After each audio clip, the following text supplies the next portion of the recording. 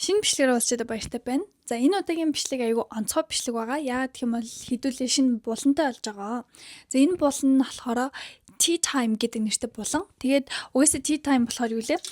Уух юм аваад суух хэрэгтэй. Тэгээд хэдүүлээ гоё одоо хүмүүсийн харилцаанд дунд гардаг ч юм уу те ямар нэгэн тийм асуудлын талаар ярилцсан. Тэгээд зүгээр нэг юм хов базаад ийм тийм гээд хүн амт муулаад хүмүүсийг зан чанараа шүмжлэхээсээ илүүтэй тэрийн дурдаад бас гарц гаргалаа. Хэрвээ чи ийм хүн бол хэрвээ чамд ийм найз байдаг бол яаж болох юм бэ гэд аюу гоо юм үр дүнтэй ярилцлага хийнэ. Тэгээд энэ удаагийнхаа Tea Time булангийнхаа хамгийн ихний дугаараар хэдүүлээ чамд байдаг найзуудын red flag, эмэгтэй найзуудын red flag гэсэн ийм сэдвтэй хийж байгаа. Тэгээд бичлэг рүү орцгоё.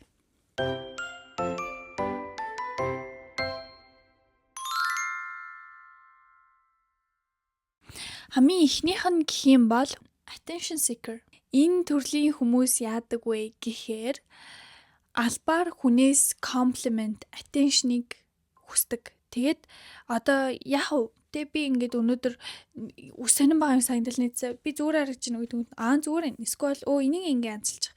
Одоо зүгээр ингээд яг юмаа ингээд баталгаажуулаад ч юм уу те асууж болно. Тэгэхгүй ингээд амар би өнөөдөр амар царамуутай харагдаад. Би өөр амар царамуутай хүмүүс намайг хөөрхөн гэж боддгоо хаа. Миний нүсмүсийг хараач тийг гэд ингээд зүг зүгээр байгаа юм амар муухай гэж харж хилээд байдаг. Тэгээд ингээд нөгөө хүмүүс гүүштэй чи хөөрхөн штэ гэж хэлүүлээд гүй би хөөрхөн биш ингэдэг. Яг энэ дээр та нар нэг ийм аргумент гаргаж иж магадгүй тэр нь болохоор үгүй яалч юу нэр ингээд өөртөө итгэлгүй үе гэж байд юм аа. Тэгээ би ингээд босод хүмүүс намайг зүгээр нэг чарсан ирсэн. Би өөртөө таалагдахгүй байд ингээд окей тийм үе байдаг. Би тэрийг бол яриаггүй. Ингээ өдөр болгон ч юм уу байнга ингээл ингэдэж чахтаа миний үс амар ширүүн миний үс хизээч ингээд долгионтдгүй амар хэцүү байдаг гэл түнд яг үндэ одоо долгионт ийм байгааг бодчихсон. Гүү чиний харин чихээ харц хөөрхөн л штэ тэгвэл гүй хүмүүсийнх бүр амар гоё юм миний хаахтай тэгээ би бүр амар сан жижиг нүдтэй би ерөөсөө гоё харагддаггүй. Гүй чи том нүдтэй штэ гүй чи тэр халуунаг нүдийг харалтай халуунах чинь чихэн гоё нүд тахгүй юу. Би амар царамуутай. Би ингээ хувцалж чаддаг юм надаа харун гэрс зогтгүй заяа. Бэл. Өөртөө итгэлтэй бай миний огттой. Өөртөө тулцаа итгэлтэй бай. Чи өөрийгөө толинд харж байгаа шиг чи inverted filter-ээр өөрийгөө харж байгаа шиг хизээж бэдэн дэлтэй харагддаг. Чи яг л усны камертай харагддаг шиг харагддаг. Чи яг л өөрийгөө толинд харж байгаа юм шиг хардаг. Тэгээ чи толинд харагдж байгаас илүү 100 дахин хүмүүст хөөрхөн харагддаг. Чиний personality хөөрхөн бол хүн жинхнээсээ дотроосоо гэрэлтэж харагддаг. Одоо чи манай ижлийн айгүй хөөрхөн зулаа гэд ихч байлаа гэж бодъё заяа. Тэнгүү тэр их чи ингээд амар хөөрхөн аштай амар сайхан зантай. Тэнгүү тэр их ч яг үндэ зарим одоо ингээд ямар ч үед үнэхээр сайн хүн ингээд дотроосоо гэрэлтдэг хүн болохоор бүх тохиолдолд айгүй үзэсгэлэнтэй харагддаг. Эсвэргээрээ за шүрээ яадаг вэ гэхээр айгүй хөөрхөн охин заяа уулын хөөрхөн охин даан чи ингээд нэг юм хоёрын хооронд хоншгүй зантай эсний чийдэг наа чи ингэсэн гэж захирлаа та сонсноо наа чи нэр ингэсэн шүү тэгээд хүнд хүмүүсийг эсний чийдэлтэй хүн хооронд хор утгадаг тэгэл болтоо намайг нэрээ ингээ заяа ингээ худлаа мэр яваад байдаг тэгээд хичнээн хөөрхөн охин байлаа гэд тийм үйл гаргаж байгааг нь харахаар гэж боддог. Тэгэхээр бити тийм байгаарэ. Тэгэд ерөөсөө өөрөөсөө бити гол заавал хүнээс бити attention өөртөө итгэлтэй бай. Чи угаасаа хүн өөрийгөө хайрлаад чи өөрийгөө 100% хөөрхөн гэж мэдэрч яхад болдоо чамайг хөөрхөн гэж бодноогүй хамаагүй. Яа тэгэл болдоо илүү cute аюу шиг охины сонирхдаг байхад чи Jenny шиг царайтай байж болно. Эсвэргээрээ тэр хин чин те нарка Jenny шиг царайтай мөртлөө Lisa шиг биетэй охинд дуртай. Тим хүмүүсийг хөөрхөн гэж хардаг байхад чи жисүү байх юм бол тэр хүн угаасаа чамайг миний type чиний араас хүл алдчихгүй гэж чи амар хөөрхөн гэж хэлэхгүй ч гэсэндээ чи стил хөөрхөн л харагддаг гэсэн үг. Тим чи хүний type биш байлаа гэж чи царай мотой биш гэсэн үг биш. Тэгэхээр өөртөө 100% итгэлтэй бай. Дараагийн нэг юм бол аврагдахыг хүсдэггүй Одоо энэ чинь victim mindset-ээс бүр 7-д ор заяа. Яагаад вэ гэх юм бол victim mindset-тэй хүмүүстэй хоригчийн сэтгэхүйтэй хүмүүст ингээд чи ингэсэн дээр юм шүү, тэгсэн дээр юм шүү гэж зөвлөгөө өнгөт нөгөө хүмүүс хүлээж аваад за арай жоохон юмыг гээгээр харъя да, ингээд да. Нэрээ энэ дэр нэх готрох шаардлага байхгүй мэн да гэд хүний үг хүлээж аваад явах нь илүү магадлал өндөртэйдэг. Аврагдахыг хүсдэггүй төрлийн хүмүүс нь яадаг вэ гэхээр асуудалтайгаа тэр өөрийнхөө бий болгосон шавартаа хутгалдаад хөвтөөд байхыг л хүсдэг. Тэгээд хажуугаар өнгөрч хүмүүс яана зүгээр үү гарах уу гэтэнгүүт гармаараа надаас аим ухаан энэ шавар заван байна гэчихэд сунгасан гарнаас натгадаг. Монголчуудын хамгийн сайн мэдэх нэг жишээ гэх юм бол нөхөр найрхуугаа зоддог. Тэгээд нөхрөөсөө салдаг. Шалтгаан нь хүүхдэд бодоод хамтаа хамаа. Яг зөв үгүй зөв биш. Ийм заяа. Яг тэр хүн өөрөө аавгүй өсөөд тэгээд тийм зүйлийг хүүхдээ мэдрүүлэхгүй гэд хичнээн хэцүү байсан ч 7 хоногийн 5 өдөр нь архичин нөхөртөө зодуулаад 7 хоногийн 7 өдөр нь тэр хүндээ үгээр хэмлүүлээд 7 хоногийн 6 өдөр нь хүүхэд нь айдастай унтаад 7 хоногийн 7 өдөр нь хүүхэд нь стресстэй гэртээ байдаг. Тийм нөхцөл ч гэсэн аавын хайрыг өгч гинэ гэж хичээх юм бол миний хувьд амар утгагүй байдаг хгүй юу? Яагаад гэх юм бол тийм аавтай байснаас байгаагүй нэр. Тэгэж тэр хүүхдийн хувьд ээж нь хамгийн үнцэнтэй те хамгийн хайрламар хүн байхад тэр хамгийн хайртай хүний аав гэдэг хүн доромжлон зодон цохин гэр бүлийн хязгаарч тайван байлгадаггүй. Ийм нөхцөл байдал хүүхдийн сэтгэхүй гэмтэлтэй сэтгэл зүй улам гэмтэн үхээс аавын хайр ийм байт юм байна гэж хинж хүлээж авахгүй байхгүй. Тэр хүн хүүхдийн баяраар л хүүхдэд бэлэг өгдөг магас. Тэгээд тэр үлдсэн 364 хоногт нь яах юм. Тэгээ нэг заах иймэрдэн нөхцөл байдлаас нөхрөөс айгаад ч юм уу те гар өрн ингэн тэгнэ гээд гарч чаддаг хүмүүс л нэг өөр заяа гарах гэж хичээдэг чсэн гарч чаддаг. Яадаг вэ гэхээр тэр талаар айгүй их гомдлно. Намайг ингэдэг, тэгдэг, зовоодаг, надаас амар хэцүү байна гэл. Тэгэл найзууд нь наадах ч одоо ингээ найзууд нь ингээ очиод чимнаа мэдрэж баялаад өгөө те ингэж туслая. Чи түр энд байр савнтай ингээд амьдарч ажил төрлийг ингэ зохицуулж өгөө. Тэг ингээ гаргалаа гаргаж өгөнгүүт үгүй гэтээ энэ амар хэцүү байхгүй юу? Найз нь үнэхээр л ингэ баймаар байна гэд тэр шавартаа зурлаа байхыг хүсдэг. Үнэхээр чи тэр шавартаа баймаар байгаа юм бол ядаж битгий гомдол. Чам тэр асуудлыг шийдэх боломж байна. Тэгээд чиний асуудлыг сонсоод зөвлөд өгөх найзууд байхад чи тэр талаараа гомдлоо л гэдэг. Манай найз залуу миний хараар тавиад байдаг. Намайг зодоод байдаг. Надаас амар хэцүү байна. Би уул нь ийм юм хүртэх хүн биш байхгүй юу гэхэл найзууд наачд амар хогийн гар бай. Одоо миний цал чичтэй ийм хөрх ийм үнцэнтэй ийм эмхтэй штэ гэлтэнгүүд найз нэгтэй дааж тэмдүү хайртай маа. Окей чи хайртай ээж болно. Гэтэ та хоёр тэр асуудлаа шийдэж чадахгүй тэр хിവэрэ байгалах юм бол тэгэхээр сквал тэр талаар битээ ярил та тийм үстэй. За хэрвээ чи өөрөө ийм төрлийн хүн бол асуудлаа шийдэх гэж хичээж байгаа хүмүүсийн зөвлөгөөг сонсоод үзээ. Үнэхээр чи тэр асуудлыг шийдэе гэж бодохгүй байгаа бол тэр хүмүүсийн санааг дэмий зовоогоо тэр хүмүүсийн энерги ингээл надад хэцүү байна гэсэн нэг юм хар бараа энерги бити бус хүмүүстээ өгөөч. За дараагийнх нь гэх юм бол acts like center of the world. ертөнцийн төв юм шиг ажиллах хүмүүс ээ.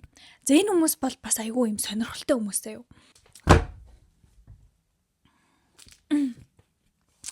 За энэ хүмүүс айгүй сонирхолтой хүмүүс. Эдгээр яадаг вэ гэхээр ингээд хийцэн шинж тэмдгүүд байна. Тэг ингээд эхний шинж тэмдэг юм бол бүх сэдвийг өөрийнхөө болгодог. Одоо ингээд дөрүүлээ тавуулаа найзуудаар ингээд волейбол тоглосон түүхээ ярьж илаа те. Эсвэл нохоонд хазуулсан түүхээ. Тэг ингээд би нэрээ ингээд нохоонд хөөгдөд ингээд хүлэн дээрээ хазуулаад тэг таримаар илгэсэн чинь бэж би бүр амар юм хэлээ заяа. Би бүр ингээд хоёр нохоонд хөөгдөд ингээд ярины сэдвэрээ энэ нохоонд хазуулсан гэтээ минь нохоонд хазуулсан сэдв бүр илүү сонирхолтой гастай, илүү гоё гастай, илүү амар гастай гэд. Тэгээд хүний яриаг бүтэн сонсч дуусгаж чаддаггүй. Хүний яриаг тасалдаг. Тэгэл ингээд одоо чинь манай найз залуу нэр ихтэй тийм сонин зан гаргаад нээсэн жоохон яхан мэдээгүй шүү. Нэрээ тийштэй.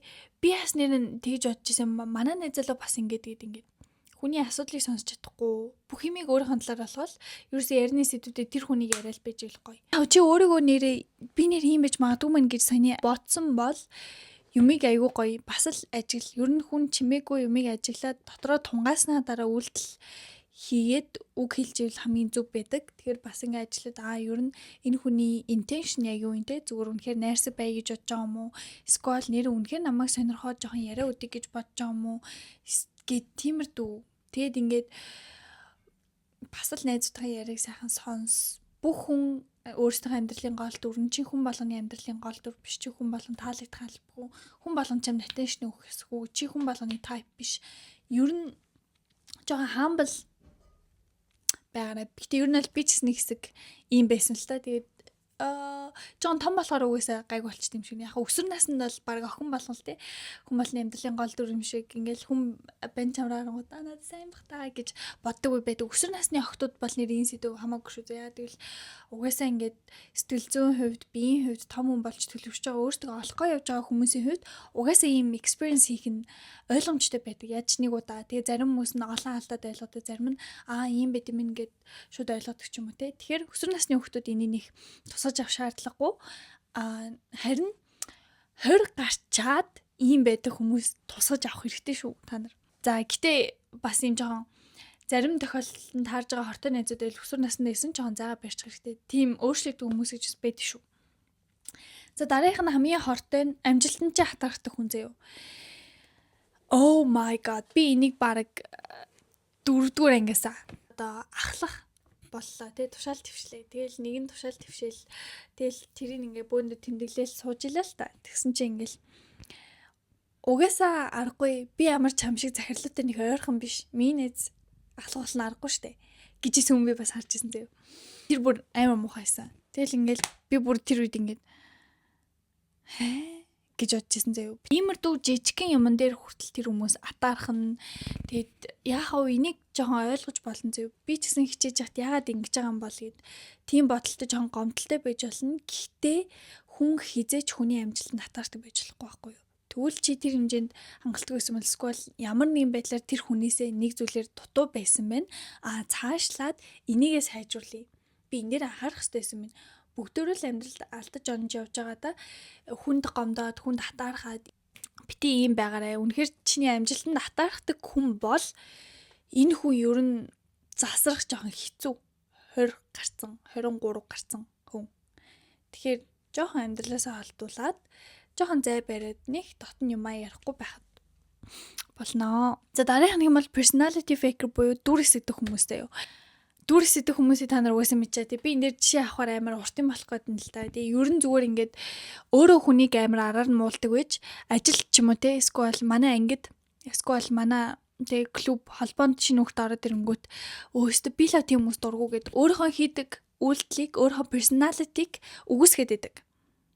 Тэгээд за яг хүн засарсан байж болно. Гэтэ засраагүй мөртлөө хүмүүс ингээ худлаа яриад би ч ийм дургу гэсэн мөртлөө өөрөө тэр үйлдэлийг хийгээд яваад байдаг. Тэгээ голчлон targeted хүмүүс нь болохоор шинэ хүмүүс байдаг. Ажлын шинэ хүмүүс чи хинбэ гэдгийг мэдэхгүй байгаа болохоор тэр хүмүүсээр тоглолт хийхэд амархан байдаг болохоор дүрсэдэг. Хэрвээ чи тийм хүн бол өөрөө хэрэг жоохон тийм хүн бол яг би ч гэсэн нэг хэсэг ямар зан чанартай ч хэмдэ одоо хүн чим одоо янз янзын юм дээр personality faker дүрсэдэг байж болно те. Тэгэхээр бас би ч гэсэн тийм үе байсан. Гэтэ хамгийн эхлээд өөрийгөө хүлээн зөвшөөрөх хэрэгтэй. За би үнэхээр ийм хүн юм байна. Гэтэ надад ингэ шаардлага байгаа юу? Ер нь харилцааны бүх юм хүн өөрийгөө ойлгох self awareness гэж байдаг. Хүн өөрийгөө ухамсарлах, өөрийнхөө үйлдэлийг хянах, бодлоо би ер нь ингэж байгаа юм байна да, тэгээд байгаа юм байна да. Тэр зүйл хамгийн үр дүнтэй байдаг болохоор өөрийнхөө бодолд, үйлдэл, үгт ухамсартай хандаад бясалгал хийгээрэй. За next буюу хамгийн сүүлийнх нь ашиг хардаг. Энэ би бол жинхнээсээ ашиг хардаг хүмүүс байдаг гэж хизээж боддгоо байсан заяа. Тэгсэн чинь үнэхээр байд юм лээ. Одоо чинь юм мөнгөтэй найзтай байлаа гэж бодъё л та. Тэгэд ингээд тэр мөнгөтэй найзтай зүгээр харьцаатай байдаг. Гэтэ жоохон мөнгө хэрэг болгонготой амар наалдаад эхэлдэг. Хүүе ста нэрээ хороод ирэх ганц сайн найз минь гээд хошин шог дээр л би ийм хэтрүүлэх юм гардаг мал үгсч үгүй заяа. No. Чихэн амьдрал дээр байд юм лээ. Тэгэхээр ийм ашиг хардаг хүмүүсийг олох айгүй амархан. Одоо анзаарах ч юм уу те.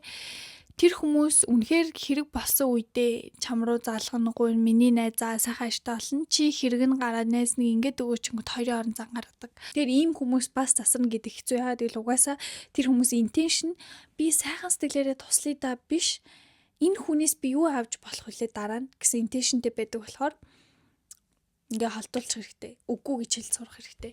Би бас үгүй гэж хэлж чаддаггүй байсан. Тэгээ нэг иймэрдүү шин чанар чамд эсвэл найз чи ажиллагдсан бол эхлээ хэлээд үзээ миний зайгаа ингээд үгүй. Тэгэд болохгүй бол зүгээр зайгаа барьчихаа. Хүн өөрийнхөө PC-г, хүн өөрийнхөө хүрээллийг хамгаалах шиг сайхан юм амархан юм гэж байхгүй. Тэгээд энерги битий хэцүү муухай хүмүүс зарцуулаарэ. Тэгээд энэний дараагийн series-ээр би эрэгтэй хүмүүс хийн заяа.